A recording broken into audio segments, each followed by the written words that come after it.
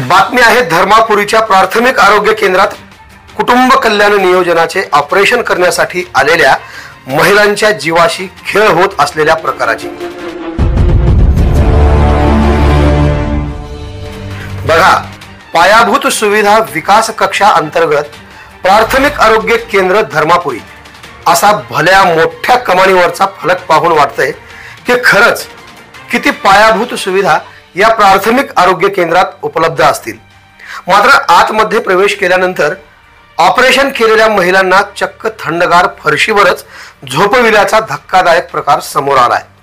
बीडच्या परळी तालुक्यातील धर्मापुरी येथील पायाभूत सुविधा विकास कक्षा अंतर्गत येणाऱ्या प्राथमिक आरोग्य केंद्रातला असा प्रकार उघडकीस आल्यामुळे परिसरात एकच खळबळ उडाली आहे। नेमक्या कोणत्या आणि कसल्या पायाभूत सुविधा या प्राथमिक आरोग्य केंद्रात उपलब्ध आहेत असा सवाल आता सामान्य जनतेतून उपस्थित केला जात आहे।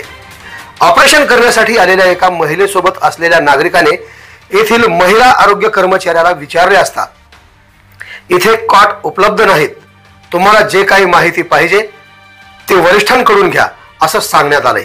या घटनेचा वृत्तांत एका सतर्क नागरिकांनी प्रत्यक्ष पाहून समोर आणलाय।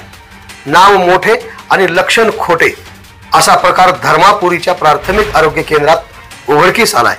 या घटनेमुळे रुग्ण व रुग्णांच्या नातेवाईकांमध्ये व नागरिकातून संताप व्यक्त केला जात आहे। आवाज बहुजनांचा।